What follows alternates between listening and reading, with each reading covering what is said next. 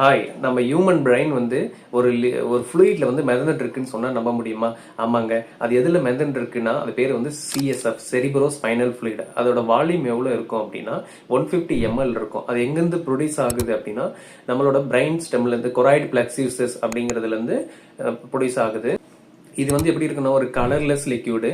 அப்புறம் இதோட யூசஸ் பார்த்தோம் அப்படின்னா எதுக்கெல்லாம் யூஸ் ஆகுது பிரெயினுக்கு வந்து பிரெயினை மெயினாக இன்ஜூரியிலேருந்து ப்ரொடெக்ட் பண்ணுது. ஸோ ஒரு கீழே விழுறோம் அந்த மாதிரி சமயத்தில் வந்து ப்ரொடெக்ட் பண்ணுது. இன்னொன்று நம்மளோட பிரெயினை வந்து பேலன்சிங்காக வச்சுக்கிறதுக்கு யூஸ் ஆகுது. பேலன்ஸ் இந்த ஈக்குபிரியம் மெயின்டைன் பண்ணுறது, சமநிலையில் வச்சுக்கிறதுக்கு யூஸ் ஆகுது. அதுக்கப்புறம் பிரெயினுக்கு தேவையான எனர்ஜி, அயான்ஸ், குளுக்கோஸ் இதெல்லாம் வந்து டிரான்ஸ்போர்ட் பண்ணுறதுக்கு நம்ம இந்த சிஎஸ்எஃப் வந்து யூஸ் ஆகுது.